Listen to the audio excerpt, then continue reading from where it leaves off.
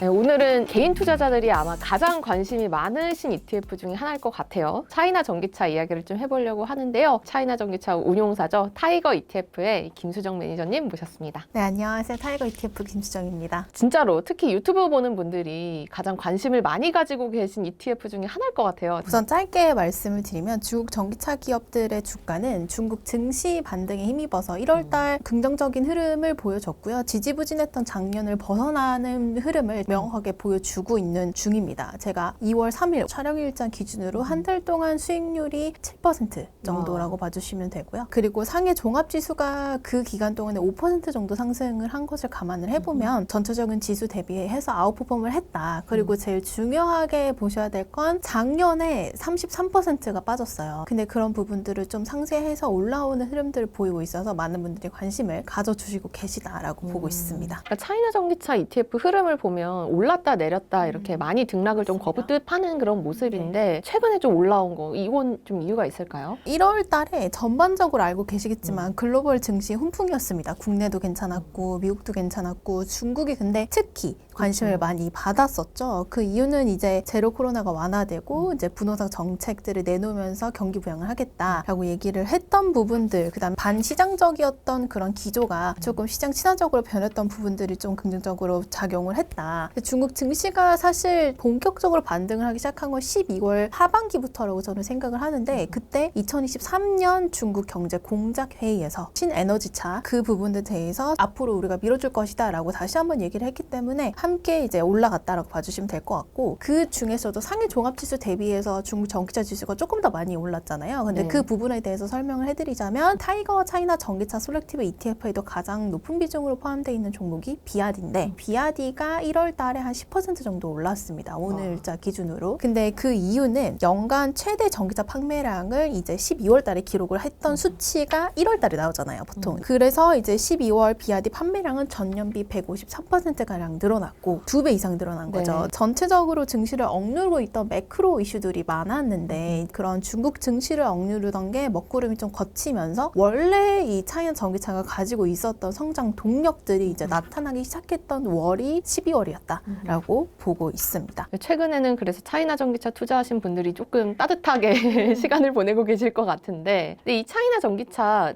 구성 종목을 고르는 이 방법이 이미 바뀌었다라고 들었거든요. 네, 맞습니다. 언제부터 바뀌었고 어떻게 바뀐 건지 이것도 좀 설명을 해주세요. 왜냐하면 이게 앞으로 수익률에도 영향을 미칠 수가 있을 것 같아서.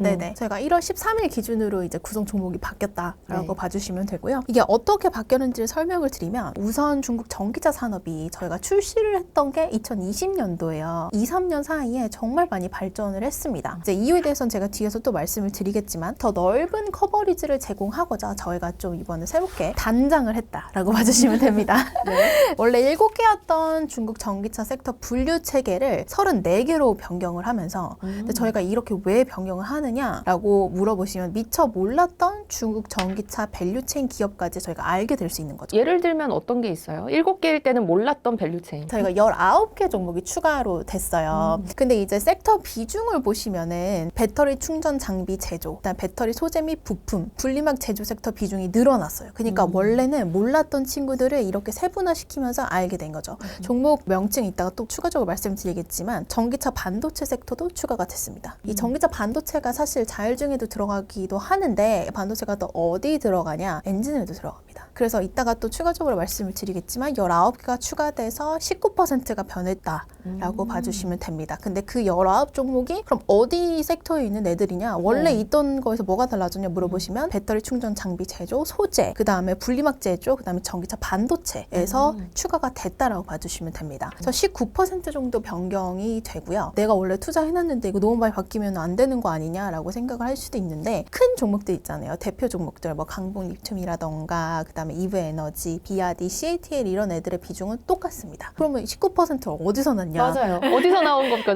더하면 100%가 돼야 되는데. 더하기 돼야 되는데 걔네들은 똑같이 유지하는 대신에 원래부터 1%, 0.몇%였던 종목들을 이제 다 줄인 거죠. 원래 2%였던 걸 1%로 1%로 줄여서 1%를 나눠주고 이런 방식으로 해가지고 종목 개수가 원래 20개였는데 35개로 늘어났다고 보시면 됩니다. 그러면 중국 전기차 대표 종목들에 대한 투자 비중은 변하지 그대로 않았는데 가는데. 그 밑에 이제 중소형 투자를 하고 있었던 거기에서 이제 예전에는 전기차 완성차나 뭐 배터리 중심이었다면 뭐 반도체나 다른 쪽으로도 네, 좀 소재, 장비 이런 애들이 많이 늘어났다라고 음. 보시면 됩니다. 반도체가 제가 아까 전에 엔진을 들어간다라고 말씀을 드렸는데 전력 반도체가 들어갑니다. EV 셈이라고 파일을 보시면 제가 명시해 놓은 게 있는데 그게 뭐냐면 반도체예요, 반도체. 근데 자율주행 반도체 말고 전기차용 파워트레인을 만드는데 반도체가 들어갑니다. 그래서 참여하는 기업들을 보면은 파워트레인이 인버터, 모터, 그다음에 감속기로 구성이 되는데 이 인버터에는 전력 반도체가 들어가요. 근데 이 전력 반도체가 전기차의 가속력, 엔진 딱 밟으면 막 나가는 거 있죠. 네, 그거를 감당을 하고 있고, 그다음에 고속 충전을 담당을 하기 때문에 굉장히 중요한 파트인데, 솔직히 말씀드리면 이 부분에 있어서 중국이 얼마나 대단한 기술을 가지고 있냐를 살펴보기에는 아직 조금 초기 단계인데, 원래는 없다시피 했다가 네. 이제 중국 전기차 산업이 커지니까 밑에 단의 기업들이 많이 전문적으로 하는 애들이 나타나면서 우리가 걔네들도 같이 포함을 해야 된다라고 생각을 해서 저희가 추가한 기업들이 스타파워 세미컨덕터, 그다음에 이름이 되게 어려운데 수조, TA, 울트라 클린테크 막 이런 애들이 다 반도체를 만드는 회사들. 약간의 느낌은 예전에는 우리가 일반적으로 전기차라고 떠올렸을 때 생각되는 종목들이 주로 담겨 있었다면 이제는 조금 더 범위가 넓어졌다라는 생각이 좀 들어요. 더 네. 범위가 넓어지고 세분화됐다라고 봐주시면 됩니다. 그 외에도 중국 리튬 업체가 강본 리튬이 제일 유명한데 사실 포함되어 있지 않았던 리튬 업체들도 있었어요. 그래서 이제 청신 리튬이나 그 다음에 리튬 이온 배터리를 만들 때 코발트가 필요한데 코발트 재료 업체인 이제 화우 코발트도 들어가 있고, 분리막을 제조하는 방법이 되게 여러 가지가 있는데 습식이 굉장히 많은 기술을 요구합니다. 이제 습식 분리막 제조를 하는 창신 신소재도 이제 같이 전기차 밸류체인에 함께 포함을 시켜놨다라고 봐주시면 됩니다. 사실은 처음에 출시하실 때도 어떤 종목을 담아서 어떻게 구성할까에 대한 고민을 많이 하셨을 텐데 그럼에도 불구하고 이번에 이제 방법론을 바꿨을 땐 또 그때 이유가 있을 것 같아요. 그래서 왜 이렇게 바꾸게 된 건지 이것도 궁금하거든요. 그 이유는 앞에서 살짝 말씀드렸다시피 저희는 이제 중국 전기차 산업이 너무 빠르게 성장을 했습니다. 고속 성장을 한 산업이고요. 그래서 저희가 미처 그 기간 동안에 신생으로 나타난 기업들이 되게 많아요. 최근에 등장한 기업들, 투자할 만한 사이즈가 되도록 커진 기업들. 그렇죠. 시가총액 자체가 원래 너무 작아서 지수에 포함을 못 시켰는데 시가총액이 커진 기업들, 아니면 원래 다른 업을 하고 있는데 전기차 밸류체인이 커지니까 원래는 사업 부문이 되게 작았다면 그 기업 내에서 그 기업의 사업 부문이 되게 커진 기업들, 네, 그런 기업들을 저희가 새롭게 많이 나타났기 때문에 함께 포함을 시켜야겠다라고 생각을 했고요. 이거에 대한 수치를 조금 보여주자면 이 전기차 침투율 되게 얘기 많이 하세요. 2020년도 저희가 출시할 당시에 7%였어요. 근데 이제는 26%거든요. 그러니까 그 정도로 많이 발전을 했고 많이 바뀌었고, 이제는 우리가 투자하는 방법을 바꿔야 된다. 작은 기업들 중에서 그 누군가가 제2의 비아대가 될 수도 있는 거고 제2의 CATL이 될 수도 있는 거기 때문에 저희가 조금 더 넓게 가지고 간다라고 봐주시면 됩니다. 그러니까 시장이 성장하면서 그 속도에 따라서도 또 기업들을 다르게 쳐다보고 투자를 해야 된다. 그렇습니다. 이런 말씀이신 것 같은데, 사실은 투자자 입장에서 보면 어떻게 바꾸든 일단 수익률이 긍정적으로 영향을 미칠 수 있냐 아니냐 이게 좀 궁금하거든요. 근데 물론 시뮬레이션이겠지만 그래도 말씀을 해주시면. 우선 3년치를 좀 지수가 바뀐 거니까 지수 대 지수로 저희가 시뮬레이션을 돌려봤어요. 이전 지수랑 지금 지수랑. 네, 그러니까 뭐 이런 거죠. 과정이 3년 전에 새롭게 바뀐 지수에 투자를 했다면 3년 동안의 데이터가 어땠을까? 뭐 그런 거죠. 그래서 지금 비교를 해봤을 때 하락폭, 이게 좀 중요하죠. 워낙 변동성이 크니까 하락폭은 새롭게 바뀐 지수가 3년 전에 이렇게 새롭게 바꿨다면 더 작습니다. 왜냐하면 더 많은 종목이 투자를 하니까. 더 분산이 되어 있어서. 네.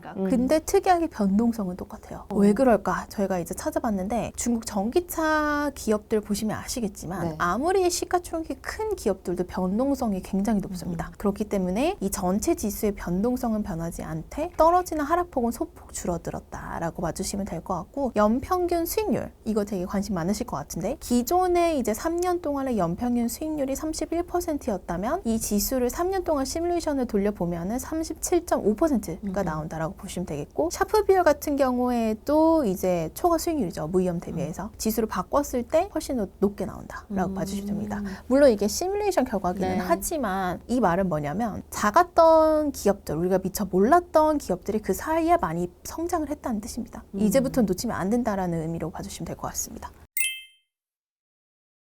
근데 사실은 어쨌든 종목을 어떻게 선택하느냐도 수익률에 영향을 미치지만 어쨌든 차이나 전기차니까 이 중국의 전기차 시장이 세계 글로벌 전기차 시장에서 뭔가 더 입지를 단단하게 해야지 우리 ETF의 성과도 더 올라가는 거 아니겠어요? 그래서 약간 중국 전기차 시장으로 넘어와 보려고 하는데 지금 가장 걱정되는 게 이게 경기 침체 때문에 전기차 수요가 줄어드는 거 아닌가. 이것 때문에 가장 걱정이거든요. 사실 비싸기 때문에 생필품이 아니기 그쵸. 때문에 그런 우려 당연히 하실 수 있다라고 저희는 보고 있고, 근데 여기서 중요한 거는 중국 전기차가 대부분 내수라는 겁니다. 예를 들어서 전체 산업의 비중 중에서 90%를 수출을 해요. 그런 문제가 생깁니다. 근데 중국 전기차 시장은 다 내수에서 소비가 되는, 그러니까 중국 전기차 판매량이 막 작년 대비해서 2배씩 늘어나고 있는데 매월 그게 수출해서 그런 게 아니라 그냥 중국 내에서 그렇게 되는 거거든요. 네. 그래서 글로벌 경기가 하강을 맞이하더라도 중국 내수에서 이미 소비되고 있기 때문에 그렇게까지 큰 영향을 받지 않을 거라고 저희는 생각을 하고 있고, 이게 또 추가적으로 중국 정부가 내수 소비를 굉장히 강조하고 있잖아요. 이게 도대체 자동차랑 무슨 상관이냐라고 생각하실 수 있는데, 중국 전체 소비에서 자동차가 차지하는 비중이 어느 정도 될 것 같으세요? 많이 안 될 것 같은데요? 아닌가? 생각보다 큽니다. 20에서 30% 됩니다. 오, 생각보다 되게 크네요. 전체 소비에서 20에서 30%면 중국이 소비를 하는 국가인데 굉장히 네. 큰 부분을 차지하기 때문에 중국 정부 입장에선 본인들이 내수 소비를 앞세우고 있어요. 근데 자동차 소비를 촉진시키지 않을 수가 없어요. 그래서 예상했던 대로 가고 있죠. 뭐가 예상했던 대로 가고 있느냐. 중국 전기차 보조금 12월 달에 다 끝난다. 이런 얘기 있었는데 얼마 전에 상해시가 뭘 발표했죠? 우리 6월까지 연장할게. 그런 얘기들을 하고 있죠. 그래서 이제 중국 중앙정부가 내수 소비를 계속 얘기를 한다면 지방정부 입장에서는 중국 전기차 보조금을 갑자기 막 다 없애고 이렇게 못하는 거예요. 또 추가적으로 연장될 수 있는 거고 다른 시에서도 또 연장할 수 있는 가능성이 있는 거죠. 그렇기 때문에 중국이 내수 소비를 강조하는 것이 끝나지 않는 이상 전기차의 글로벌 경기 침체 때문에 큰 영향은 없습니다. 사실 중국 정부 입장에서도 지금 굉장히 저는 개인적으로 봤을 때 가장 현명한 선택을 하고 있는 것 같은데, 중국의 입장에서. 중국의 입장에서 다른 나라들은 안 좋아요. 근데 중국의 입장에서 이제 글로벌 경기 침체가 왔을 때 사실 미국의 제재를 중국이 어찌할 수는 없어요.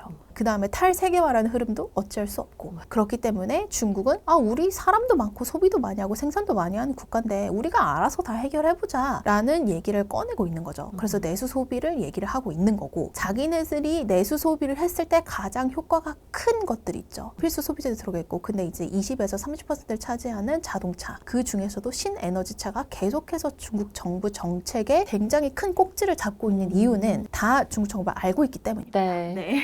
내수를 키우려면 내수를 자동차를 유도할 유도할 수밖에 수밖에 없다. 그래도 길게 보면 이 중국 전기차 기업들이 물론 중국 내수 시장이 워낙 크니까 그 안에서도 어느 정도까지는 클 수 있겠지만, 그리고 그 한계도 굉장히 우리 생각보다 크겠지만, 그래도 미국이나 또 한국이나 너무 중국 전기차에 대해서 견제를 하면 뻗어나갈 수 있는 폭이 좀 적지 않을까라는 생각도 좀 드는 게 사실이거든요. 그런 부분들은 확실히 있긴 하죠. 근데 제가 언제나 전기차에 대해서 생각을 하는 건, 저는 개인적으로 전기차는 핸드폰 같은 하드웨어고, 그다음에 자율주행이 아이폰의 iOS 같다고 생각하거든요. 근데 지금 전 세계를 제패하고 있는 거는 딱 두 회사밖에 없어요. 애플이 하드웨어, 그다음에 iOS랑 그다음에 안드로이드. 근데 자동차는 이렇게 될 수가 없어요. 그러니까 이렇게 될 거라고 기대를 하신다면 생각을 조금 바꾸셔야 돼요. 네, 왜냐하면 자동차 산업은 국가 기간 산업입니다. 그래서 그걸 절대 놓지 않을 것이고, 견제는 계속될 것이고, 그다음에 자율주행은 전 세계적으로 하기가 어렵습니다. 왜냐면은 예를 들어서 테슬라 우리나라에서 모든 사진을 다 찍고 다니잖아요. 네. 중국이 그거 좋아할 것 같나요? 안 좋아합니다. 그렇기 때문에 국가별로 발전하는 전기차 기업들이 다를 거라고 생각을 합니다. 결국에는 분산돼서 발전할 수밖에 없어요. 그래서 애초에 이게 경쟁이 치열해질수록 당연히 제한은 있겠지만 원래부터 생각을 하실 때 지역별로 좀 나눠서 생각을 하셔야 되는 산업입니다. 네. 뭐 사실은 그렇게 지도를 찍으면서 돌아다니는 게 굉장히 국가 입장으로서는 기밀 유출인 것도 있고 기간 산업이 흔들리는 것도 있기 때문에 견제가 심하다고 앞으로 안 될 거다라고 보신다기보다는 원래부터 지역별로 나눠져 있는 거고, 그래서 자기네들의 자동차, 자기네들의 자율주행을 그렇게 고집을 하는 거죠. 그래서 드라이브를 엄청나게 세게 걸고 있는 거죠. 근데 이럼에도 불구하고 중국 전기차 조금 불안하다 싶으신 분들은 제가 말씀드리는 게 뭐냐면, 그냥 전기차 밸류체인을 봤을 때 첫 번째 등장하는 게 원자재죠. 두 번째로 등장하는 게 전기차 부품입니다. 소재, 뭐 여기는 이제 배터리 들어가는 거고 2차 전지 들어가는 거고, 그 다음에 자율주행 필요하고, 그 다음에 완성차 자동차 필요하죠. 이 네 가지 분야를 크게 봤을 때 네 가지 분야 중에 세 개, 하나 자율주행 하나 빼고 세 개를 다 중국이 전 세계 1등 기업을 가지고 있어요. 그렇죠. 네, 리튬 앨범알도 있긴 하지만 뒤지지 않고요. 그 다음에 코발트 만드는 회사들, 신소재 관련 기업들 다 가지고 있고, 그 다음에 배터리는 뭐 사실 말하기 입 아플 정도로 CATL, 이브에너지 다 이제 중국 기업이라고 보시면 되겠고, 완성차 기업도 지금 비아디가 가지고 있죠. 네. 그래서 전체적으로 글로벌 밸류체인을 봤을 때 하나부터 열까지 다 가지고 있는 국가가 중국하고 미국 정도밖에 없습니다. 그래서 이 국가가 같이 이렇게 경쟁을 하면서 발전하는 구도라고 봐주시면 되는 거지, 이게 서로 견제를 하면서 제가 아까 전에 말씀드린 것처럼 출 수입을 막을 것도 없는 게 다 중국에 이미 있기 때문에 그래서 큰 영향을 받지 않을 수도 있고, 이게 자체적으로 소비가 2배씩 늘어나고 있다라고 보시면 됩니다. 그리고 중국 정부 보조금이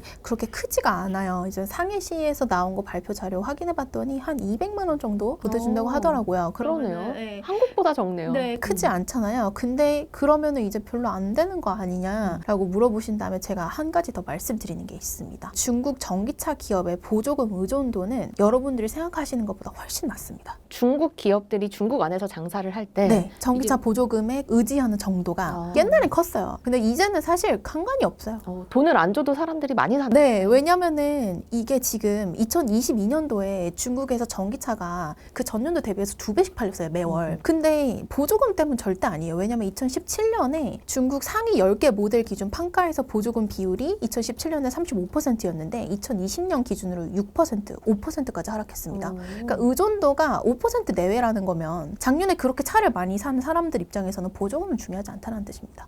그래서 이제 중국 보조금 뭐 안 주는 거 아니냐, 뭐 미국에서 견제하는 거 아니냐, 이런 거를 많이 물어보실 때 저희가 이제 산업 자체의 특성, 중국의 특성을 좀 많이 말씀드리는 편이죠. 그래서 그런 특성들을 다 고려해서 저희가 이번에 중국 전기차 지수 개편을 했다라고 봐주시면 됩니다. 사실 참 고정관념이 무서운 게, 우린 중국 산업이 정부 주도 하에 정말 강력한 어떤 보조금이라든지 이런 네네. 지원책 때문에 미국과 견제하면서 성장할 수 있을 정도로 컸다라고 생각하지만, 자세히 뜯어보면 기술력이나 네. 그 제품 자체의 매력도 만만치 않다라는 생각은 좀 드는 것 같아요. 네, 그렇죠. 이제 중국 정부 입장에서는 자기네들이 할 거는 많이 한 거예요. 이제는 글로벌로 나가도 견줄 수 있는 거고, 중국에서 자리 잡았고 그런 거죠. 그래서 이제 완전 경쟁 체제이고, 이걸 반대로 보셔야 되는 게 중국 정부의 도움 없이도 충분히 성장할 수 있다라는 생각이 있기 때문에 정부에서 보조금을 줄여나가는 거라고 보시면 됩니다. 그리고 그만큼 전기차 시장이 많이 성숙해 온 상태이기 때문에 또 투자법도 조금 다르게 네, 될 수 달라져야 있다. 되는 거죠. 오늘 또 전기차 시장 이야기 잘 들었습니다. 고맙습니다. 감사합니다. 네.